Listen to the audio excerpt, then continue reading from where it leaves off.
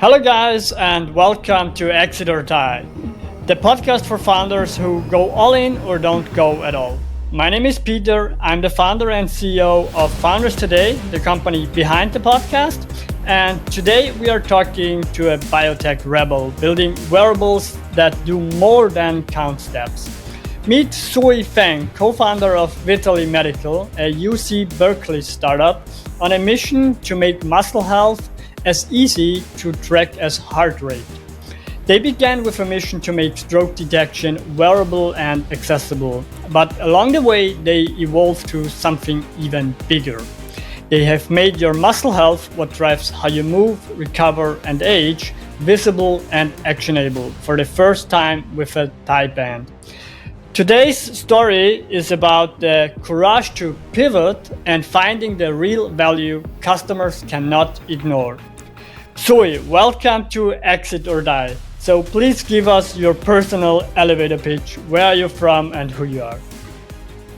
Hey everyone, and hey Peter, and thank you so much for this opportunity. It's really my pleasure to join the podcast to share a little bit insights about Vitaly Medical, and it's about us, about our team. So my name is Suoyi Feng, and I'm from UC Berkeley. I built a startup called Vitaly Medical, and we are building the most fundamental elements for the muscle health, for the muscle tracking. So essentially, we are building a smart band that actually can tell how tired your muscles are and whether they are activated and whether your muscles are still healthy. Perfect. Thank you. So I would say we go straight into it. I would say let's start at the mission. Vitaly Medical was born to save lives through early stroke detection using a wristwatch. What pushed you and the team to build something so bold? 7 years ago, my grandpa passed away because of the delayed stroke treatment. What had happened is that he stayed home alone and then had a stroke. And then no one realized that until it was like 7 hours later. That was actually too late. And by the time we found him, we had missed the golden hour of treatment, which is 3 hours after onset. And then the damage was like permanent. That moment, it actually stuck with me. He stayed in the hospital for over 3 months and passed away 2 years after. That was the first time I saw how fragile it was. The line between the life and the disability, and the line between the live and the death, between healthy and death. The line is like super easily to get crossed when no one is there to help. So as I grew up, I learned that the many families have the same sadness story as what we have experienced in my family. The stroke is a major leading cause of death and disability worldwide. And what really happens is that over 40% of the public cannot recognize the stroke signs. And over 77% of people cannot name the signs in the BFAST. And the stroke is affecting a lot of people. It's 1 in every 4 people worldwide. So in this case, that leads to the delayed stroke treatments of the death and the disability because people just cannot recognize the sign. And at that moment, I thought, we have wearables that actually counting the steps. We have wearables that is actually tracking the heart rates, tracking the heart rate variability, and tracking the sleep, but nothing that can actually catch a silent killer like a stroke that make many families in the sadness and make many people struggling in their life, struggling on the beds of hospitals. So that feels like super unacceptable for me.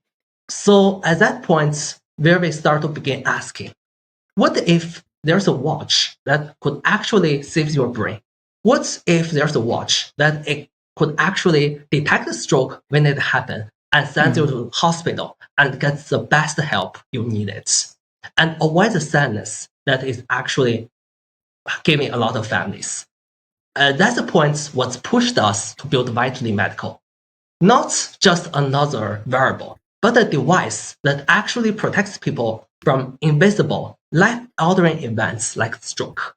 So that's where we begin with our mission. We want to make people safe from stroke, avoid the stroke, and make them have best mobility and live their life in a healthy way.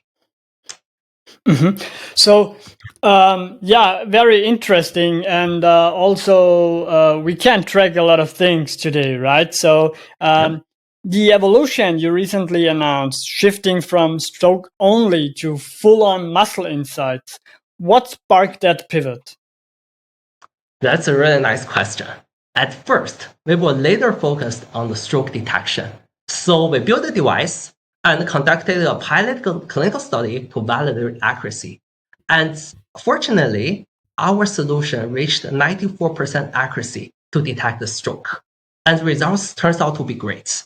At that moment, it was like sounding really promising because it almost feels like it's ready to enter the market and save people, from the sadness and save people from the struggling of the stroke.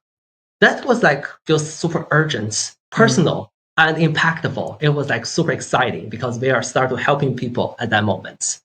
But as we go into deeper into it, we start to look at the FDA, we start to look at the regulatory and all the things. And we start to really go into the markets and talk with clinicians and talk with stroke patients. The perspective actually changed.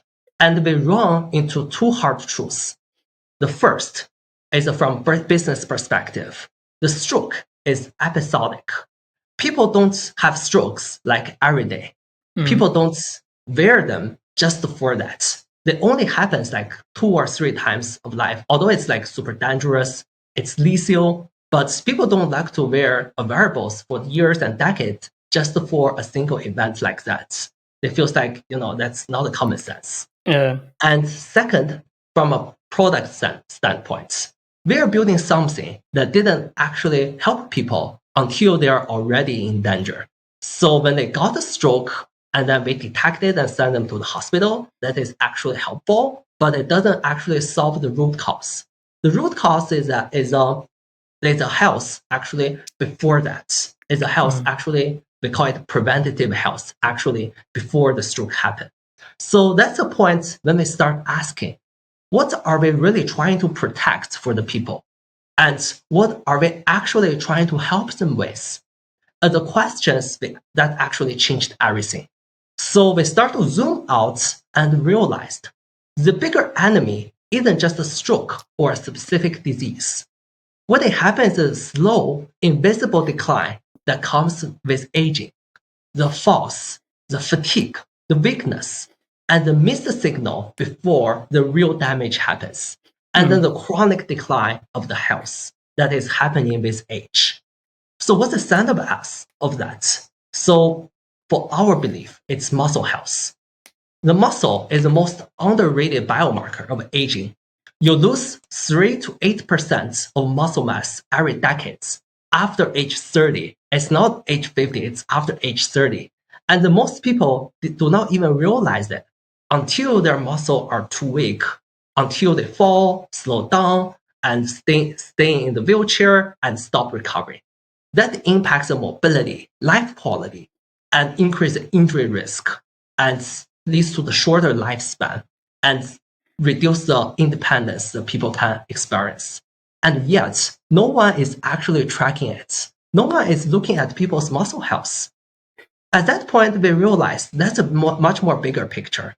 If we could give people real-time visibility into how their muscles are performing, and that could actually change how not just one disease, but entire way how we age and move. So at that point, we sparked the pivot. So we stopped thinking like focusing on single disease prevention, that's only a device. We started thinking like addressing aging with muscle intelligence, with a platform, with a fundamental structure. So at that moment, how the Vitband was born. So we always talking about tracking wearables. So, and the most people of us know, wearables where we can track steps or the heart rate, right? So, Yep. tell us what the Vitband exactly does and what makes it different from the wearables we already know.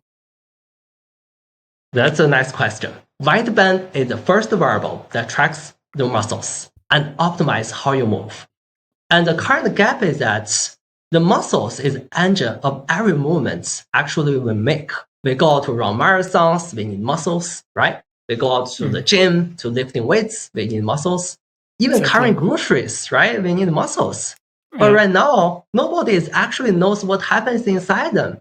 We track steps, we track sleep, we even track heart rates, things like that, ECGs, but we ignore the various things that keep us moving. We ignore the most fundamental things that makes us moving.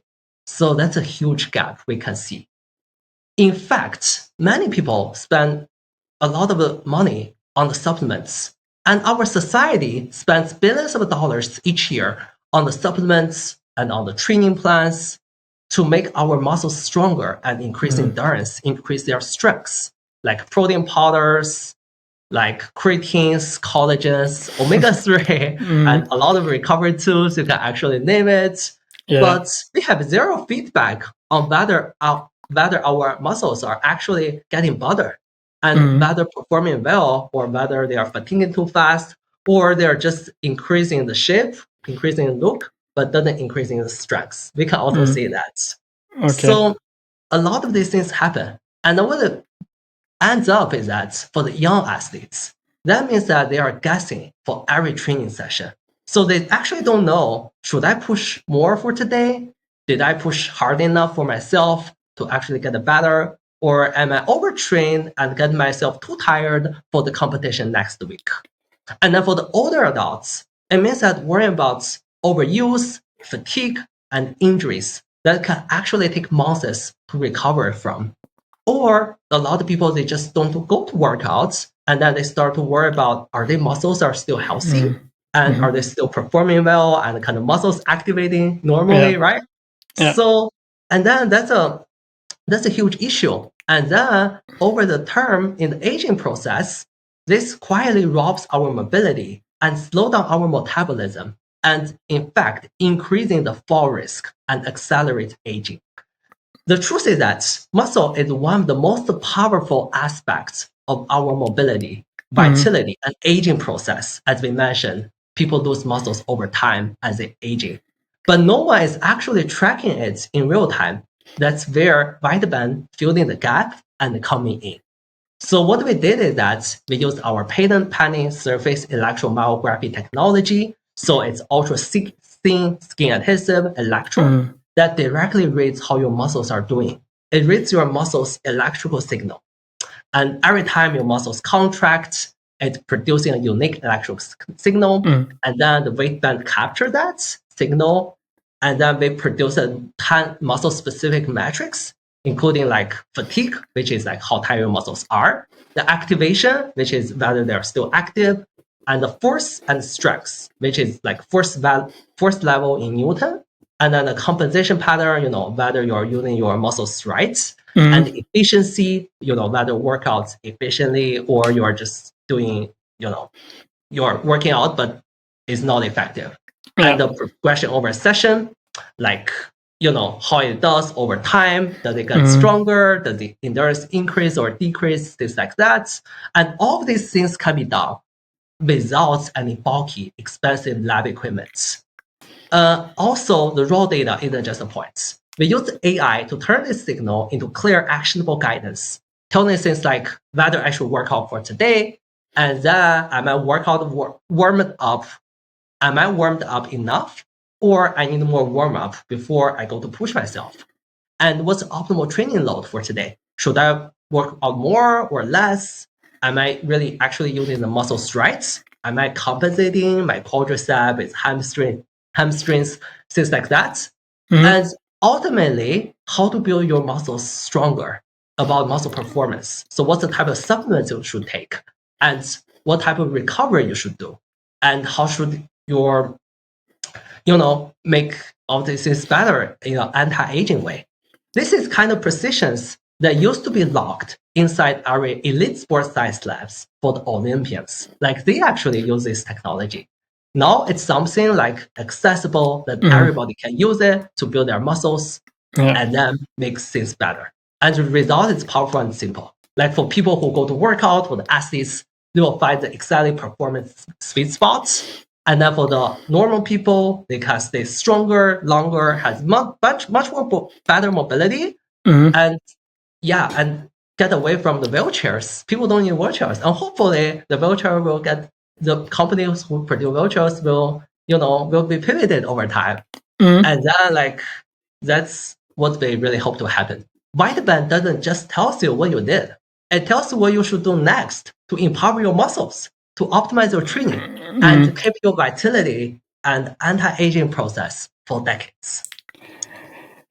Got it. So that sounds very interesting and very impressive. And I can guess there is a lot of workload behind the tech, right? So EMG has been around for decades, right? And mostly in labs. So why has no one made it wearable until now? And how did you crack it?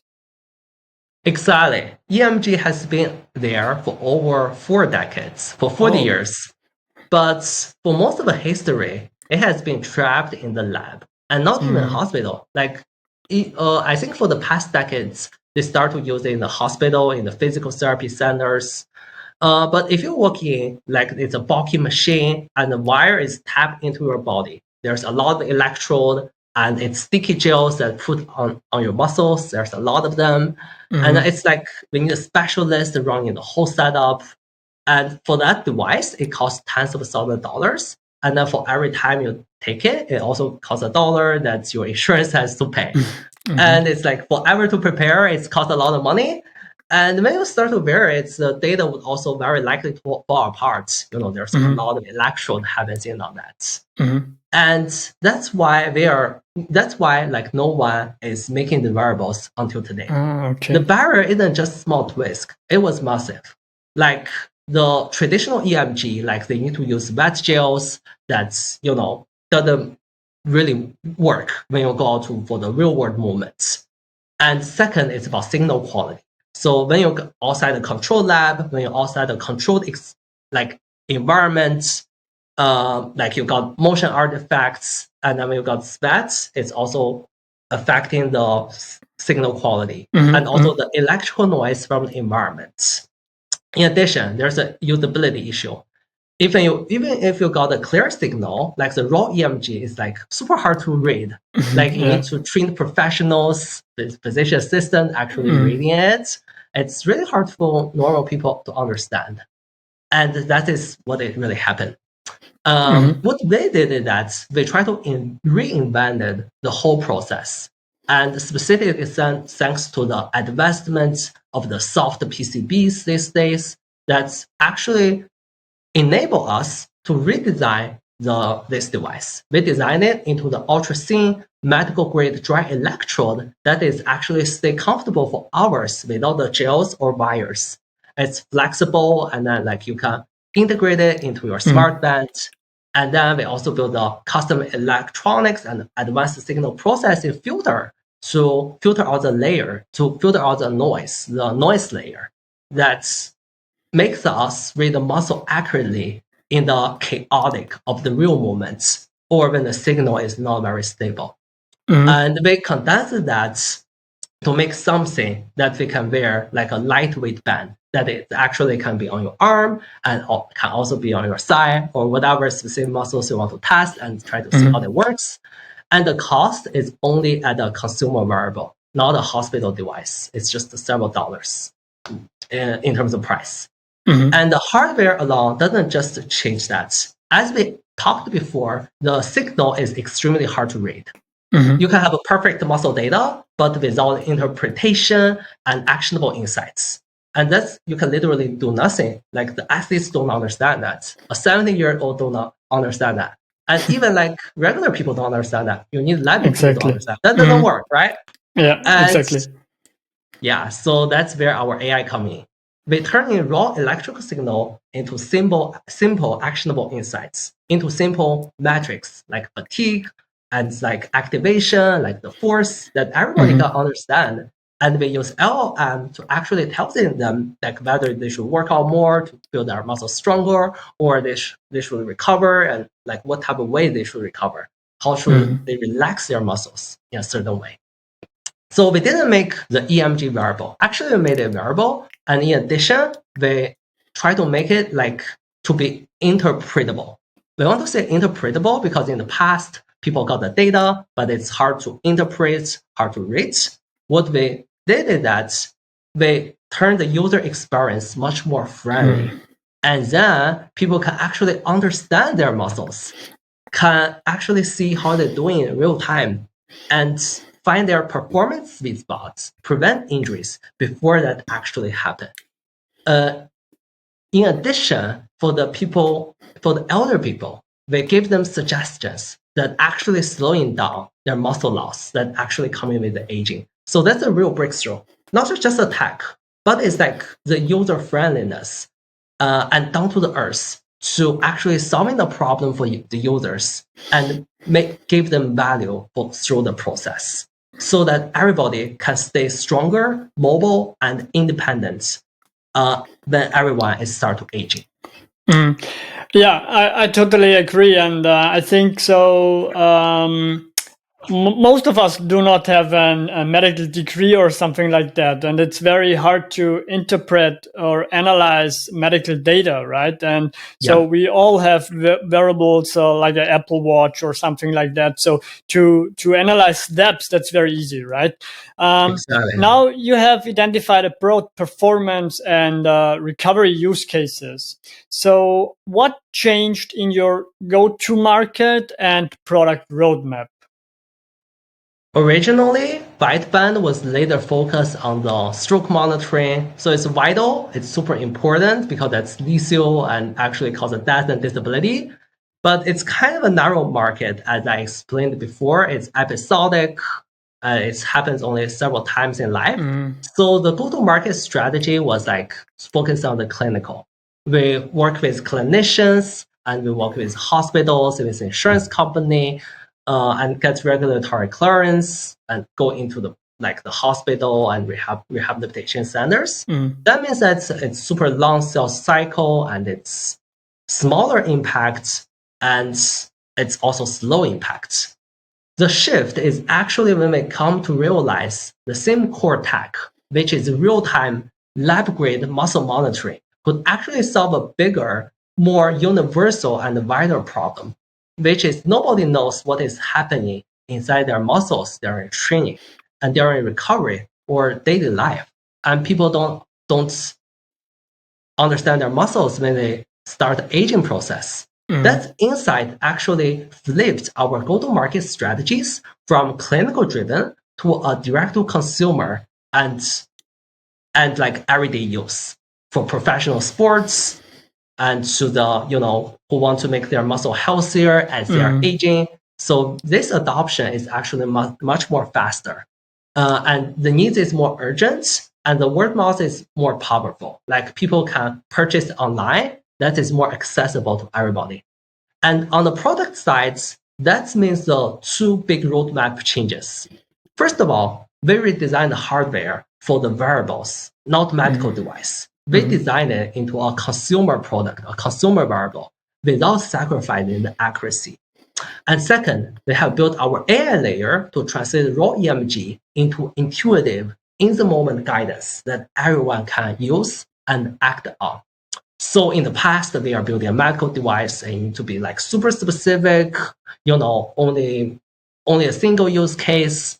It's kind of designed, it's like super technical, but now we are trying to down to earth and make it super user friendly that everybody can understand it in a second. Everybody can get, used to it in a second and knows what is happening out there.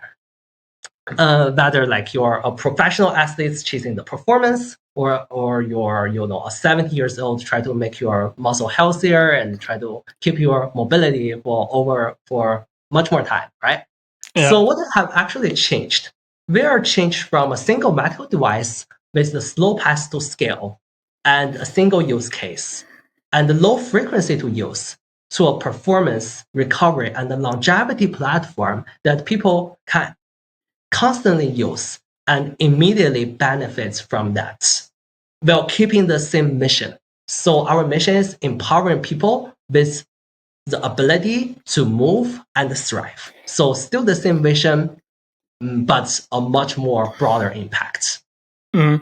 So yeah, I totally agree. So one of the important things, I guess, is that the thing or the variable is user friendly, right? Because Yep. it's very hard to analyze all these data, right? So and everyone, as I mentioned before, tracks heart rate, steps, sleep, and all the stuff, right? But muscle health is still invisible. So what do you think? Why has we ignored that for so long? Muscle health has been ignored, I think, for two reasons. First of all, is underestimation of the importance of muscles. So culturally, we have treated muscles as just the strengths and how it looks. So it's something for the aesthetics, like how it looks, not as one of the most powerful, way of like healthy aspect. So nobody is actually looking at muscles as a healthy aspect. People are more looking at the aesthetics aspect. But in fact, muscle is a powerful predictor of longevity and mobility and the independence and life quality as we age. So the heart rate got attention because linked to the heart disease. The sleep got attention because it linked to recovery and the cognitive ability and mental health. But for muscles, people in the past didn't realize the importance of muscles. And until recently, there were more research about muscles, about how the muscles is linked with cognitive ability as people aging, and how the muscles are losing over time that actually causing the fall. And in fact, the falling is the number one cause out of hospital deaths for the elders. So the muscles is actually much more important than we actually previously thought. It's the most important aspect of the aging effect. One of the most important aspects of aging effects, and it's actually infecting a lot of elders. And second is about complexity. Like even if someone wanted to track their muscle health, that is not easy. The heart rate is using the PPG. The PPG has already been there for a lot, and it's more of the PPG is a light. So it's much more easy. Like you just put your light out here, and then the light is actually transmitted into your skin, and then you get the signal based on that. And the sleep is also based on the PPG. But the muscle health is an electrical signal that is actually from skin. So technically, it's much more harder to get the stable signal over time. And then the heart rate gives you a simple clean number. But then for that, it gives you jagged line, electrical waveforms that is much more harder to analyze. And so that's why like EMG has only in the sports labs, like it's like super advanced in the rehabilitation clinics, and it's not very accessible for majority of people. So with Vitband, they removed that bottleneck, and also thanks to today's AI technology. So we have already added AI layer that actually makes the data more stable. And then we filtered out the signals that is actually important. And what we are doing is that we are trying to make it act like a sports scientist. So the decoding the waveforms that is actually zigzagging, don't understand, into like a lot of like clear muscle specific metrics that can be instantly turned into guidance that everybody can use, whether they should work out more, whether they are compensating their muscles, things like that. So in other words, we don't want to just make EMG variable. We want to make it understandable and accessible that everybody can use elite level muscle science in the everyday training and in everyday workouts, and then everybody can have a healthy aging when they get older.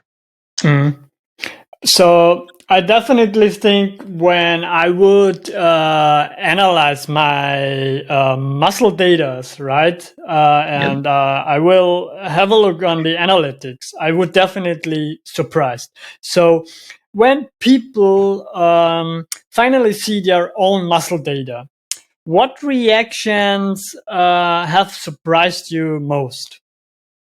Oh, that's a nice question. Honestly, the most surprising thing is like how quickly people connected to their own story. So people try to understand it, what's happening. So the athletes immediately starts the problem solving. Wait, that's why I have been so tired for the rest of 4 days. And that's why my knees has been acting up. And then like there are also some people are kind of skeptical at first. Like, is that really my muscles are doing? Is that really my muscles are firing? Can they really tell us about that? But once they try a moment and watch the numbers that actually change in real time, they got soreness in their muscles and they see the number with fatigue is actually increasing, and the bulb is actually going up. And for a lot of elder adults, there's a quiet moment. They realize, wait, if I don't go to workout for several days, my muscle activity and my activation start to decrease. I can actually see that. I lose strength over time. And then you can see the strength and the force actually decrease if I don't go to workouts. That's traumatic. That's real. And it's actually touching people to go to workout more and keep their muscles healthy. So that's a mix of curiosity and humanity and sometimes urgency and sometimes feeling about life. That's, when we actually hitting the right spots to give the value to the users. You started with a stroke. It's a hard clinical target and moved toward a broader consumer health tech. What did that pivot teach you and about ambition? What did that teach you about ambition, focus, or building for real people? Pivot is one of the hard things, I feel like, for the startups. That means that it's actually turning down the things like you have already worked on a long time. You have put a lot of energies, a lot of time in that. So it's about courage. And it's about, it's a shifting. And everybody is thinking, wait, are we like just wasting that huge amount of time in the past to actually do that?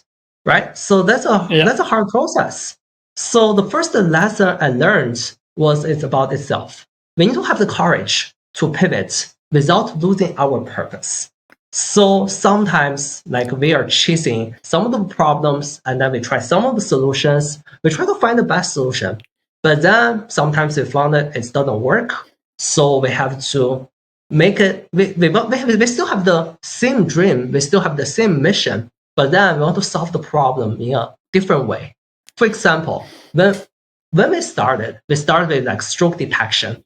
We want to make people don't confine in their bed after the stroke. And then it's one of the high-stake clinical problems that is imaginable. But we realize it, it takes a super long time, and then there's a lot of clinical barriers that we may not even actually make this product to the market. There's also a lot of validation issues that is actually happening out there. But we want to make the real value for the people instead of like, staying in the pre-market for over a decade, right? So we start to ask ourselves, am I really committed to this form of solution, or am I committed to the impact? Do we just really want to solve the problem, or do we just want to build something? So that's a hard question. And then at the end, we decide to build the impact. We want to have the real impact to the people, want to give them welfare, let them better. So that is not actually quitting the original problem. That is actually carrying the essence forward with the past, where we can live, we can breathe, we can actually help people much more faster. And then the second lesson was about resilience. So you think about it. You have working on it for over a year. Like you build a device, you are soldering like the side by side, a lot like over 200 soldering plates on PCB board. That's a lot of work and a lot of iterations, right? We iterate about 5 times for our hardware, and we did a clinical study. I was in the hospital to do the study with clinicians out there. So we spent the whole summer to conduct a pilot trial of 36 individuals for that.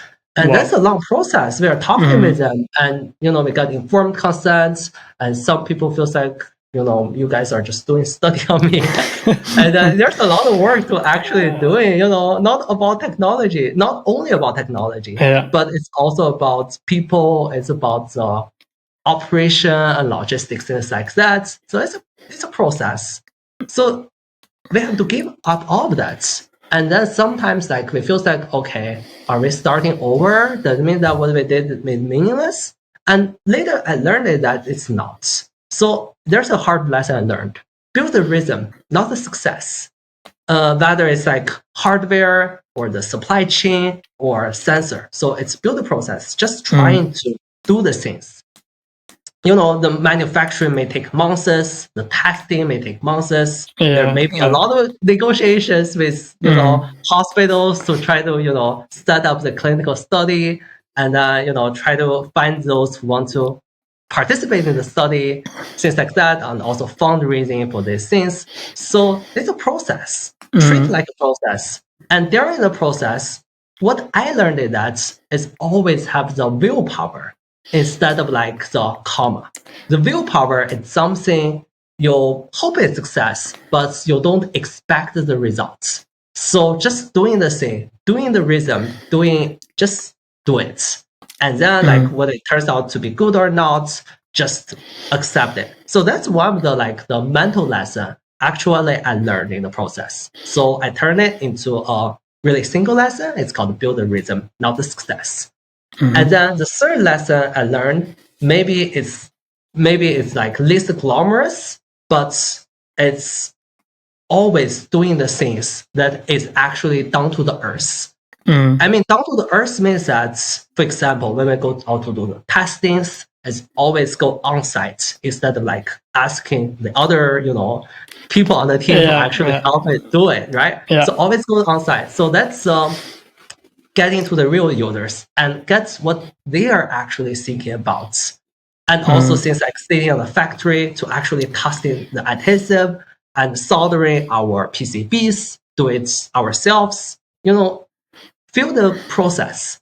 And these moments don't feel like a startup glory, but they are the reasons our product work and finally reaches someone's hands that is actually solving the problem. It's like down to the earth and, go through all this process.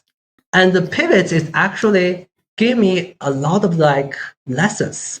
And it's not about ambition or something like that. It's about willpower.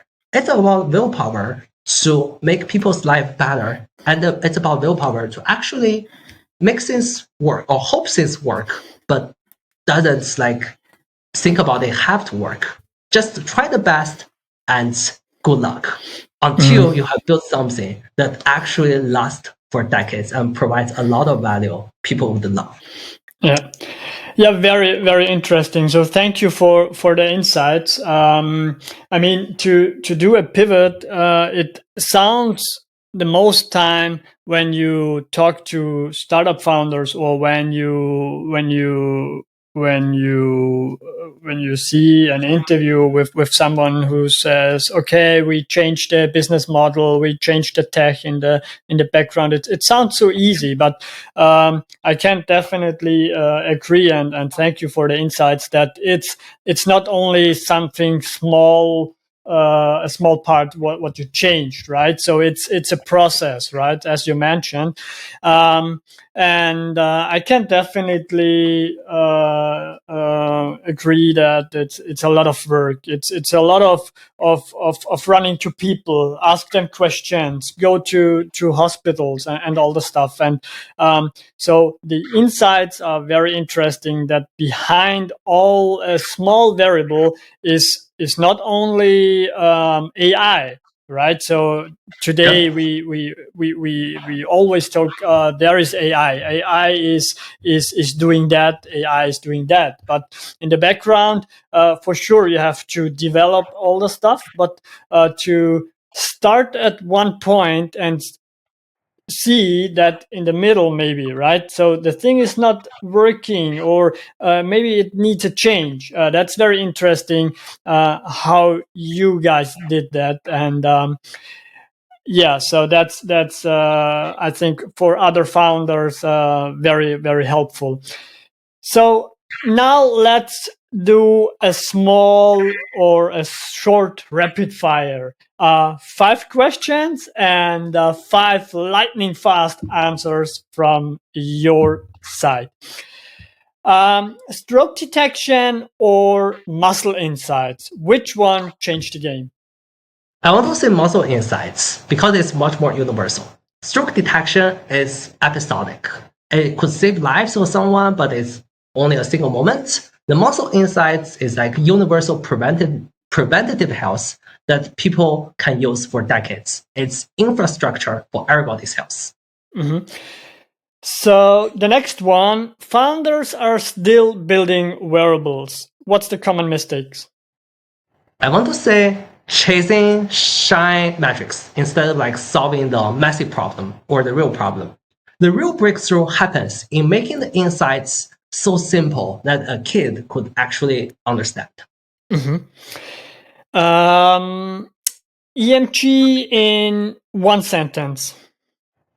A microphone for your muscles. A microphone for your muscles. You can actually hear how they talk and tells you exactly how to make them stronger without breaking them. They can actually understand them and listen to them. So it's a microphone for the muscles. Okay, that's a great one. The next one, pivot, evolve or stay focused. I want to say evolve. Evolve with the same mission. Evolve with the same willpower, with the rhythm. Success isn't about a giant leap. It's hundreds of pivots that it ends up that keep you moving and without losing your steps, without losing your, what's your real value. Mm-hmm. Mm-hmm. What Vitaly Medical will be known for in 5 years? We hope to be the platform infrastructure for the muscle health. So we want to combine the real-time muscle monitoring with feedback-driven supplements. And then we'll be the platform that make tracking your muscles as easy and essential. And after tracking that, we want to give real-time insights to actually build it stronger and lasting longer as people aging. So the whole world will have a better mobility over time. Mm-hmm. Great. Perfect. So, Suoyi, as a dual degree founder in business and molecular bio, so what advice do you give to others planning deep tech or medically driven startups?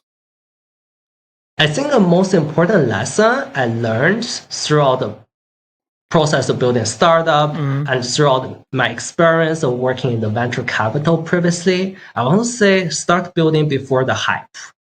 So we can see that there's a lot of hype these days. Like everybody is doing the AI agents, right? Yeah. There's a lot of agents. We'll open the news of like TechCrunch, things like that. Everyone is about AI agents. So a lot of people are actually jumping in to build the agents. But what I found is that I really talked with people who build agents that is actually creating the real value for the customers. They start to accumulate that ability actually 4 or 5 years before they're actually building them. In fact, a lot of people I talked with start to build agents, AI agents in 2020s when the ChatGPT is actually just coming out, right? So they start at that time, it's like super early. So I want to say that if we wait for the big wave of attention and funding, and we have already been behind. So the best time to start something is that when people do not realize its value, when people are not talking about it, but the problem is actually urgent and exists already. So that's the point we should start it. We should not start the point when there's a hype. We should not go with hype because we want to solve the real problem. We want to solve the real problem that is actually matters. So I believe that's what we did with Vitband. We started working on the wearable EMG when the muscle data was a completely afterthought in the health tech. That means like years of like quiet work, and they try engineering the whole electrodes and make it work in a chaotic moment and redesign the AI to turn the raw muscle data into simple, actionable guidance. So in the past, my experience is that I worked in an anti-aging lab for over 2 years. So I research on the molecular solutions that can actually have an anti-aging effect on the muscles that can actually reverse the muscle degeneration. So actually my mentor professor leads me into this field. And then we did the research of this whole process. We understand there's a real problem actually existing with the sarcopenia, which is like aging-related muscle loss. So we realized there's a problem out there, and then we look up a solution.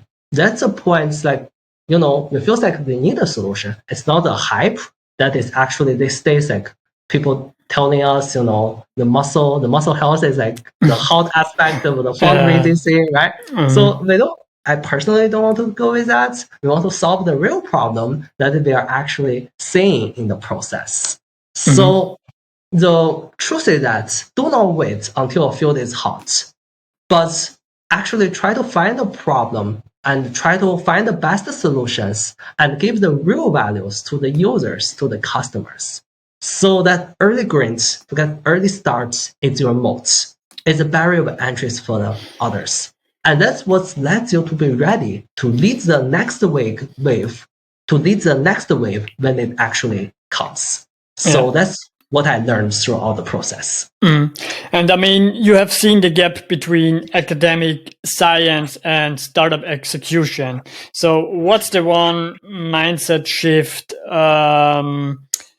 new founders need to make? I think in academia, the success is more about peer reviewers. It's about making peer reviewers happy, and it's about precision and about rigor academia research. So maybe we would spend years just polishing results until it's perfect. We run for example, Western blot gels a lot of times until it looks great, for the publication. But at the startup, the mindset is different. So at the startup side, we want to iterate much more faster. We don't want to make the things perfect, but we just want to solve the problem and give the solutions that actually can solve the problem.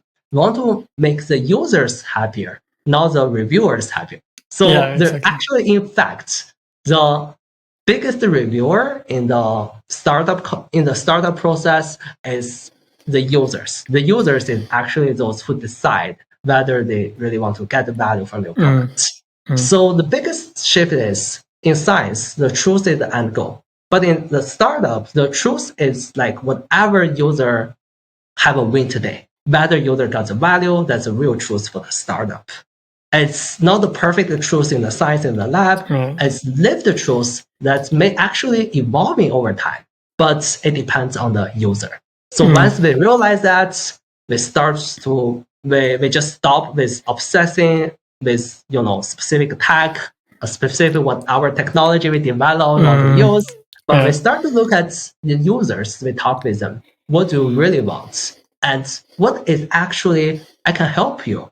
And we stop to do a lot of like technical, we are still doing technical stuff, but it's in a different way. We are only doing the technical research that is actually trying to help people in the real world. So I think that's one of the mental shift when I start to build a startup with that.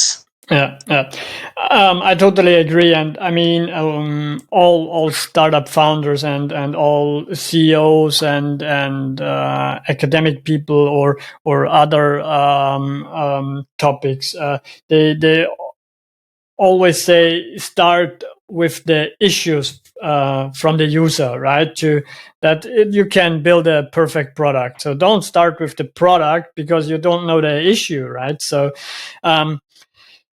looking ahead, so where are you taking Vitaly Medical next? Is it global clinical adoption? Is it embedded analytics? Is it a licensing? So what are the next steps? We want to make Vitaly Medical as a muscle health infrastructure of the 21st century. So I think for the short term, we want to focus on dominance a high value match, including the elite sports and aging population. where the muscle data actually directly change their outcomes. And then from there, we want to expand into like global adoptions, like partnering with like sports teams and with senior care, senior living homes, like nursing homes, things like that. And then on the technical side, we want to embed our analytics into other wearables like fitness equipment or even telehealth platforms when people get our device. So we hope to make the muscle health become as easy to track as heart rate. We see there's a gap for the muscles. And then in the long term, we hope to power a closed loop system, which is like continual monitoring and then AI recommendations to how to build your muscles and make them healthier. And then the feedback driven nutritional supplements. So I think the bigger vision is that we want to build the infrastructure for the muscle health. So in 5 to 10 years, we want to make everybody can see how their muscles are doing, can know their muscle health instantly, and keeping their muscles strong and aging well. And Vitaly Medical is a brand you can trust for your muscles.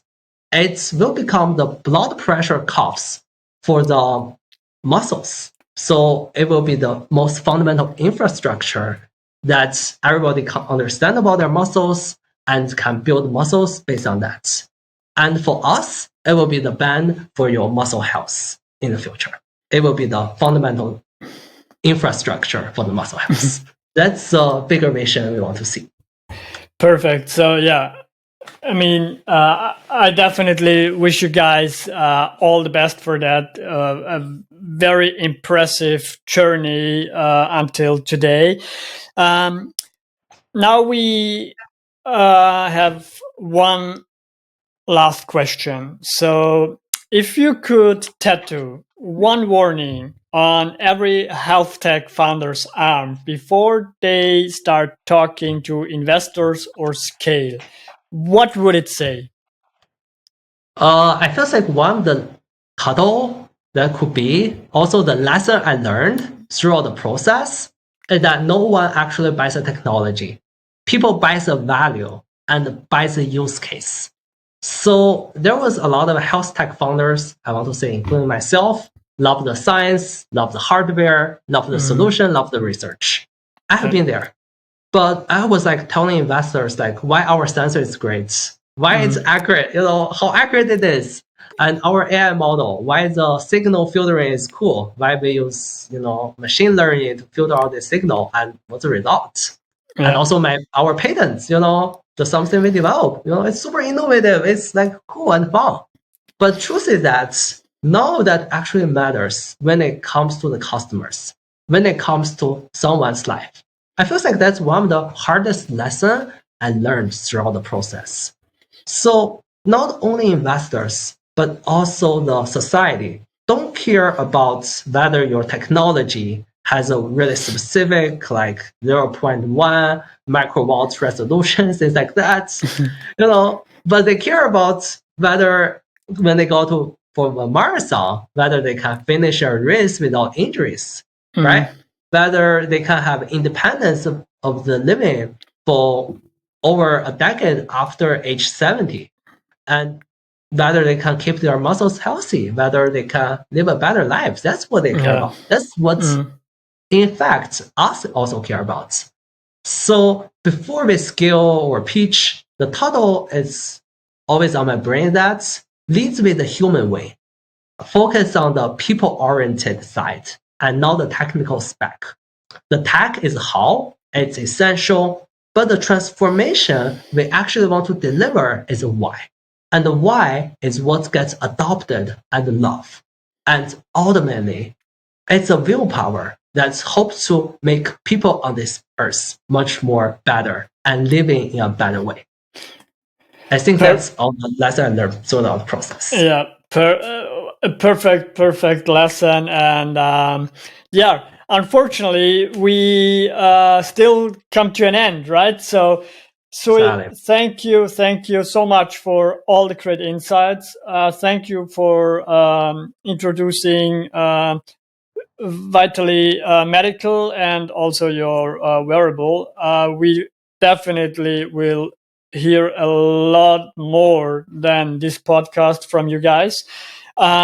That's it for this episode of Exit or Die. So again, Suoyi, thank you so much from Berkeley to Wearable Breakthrough for rethinking what health wearables can do. Really, really great journey. And to all the other founders. So tech that saves lives demands both grit and empathy, right? So don't launch something that doesn't protect what really matters, right? So my name is Peter. Build meaningful, exit smart, or die trying. Thank you so much, Suoyi. Bye-bye. Thank you. It's my pleasure to be here, and it's really my pleasure to share some insights, and hopefully it can help. And bye.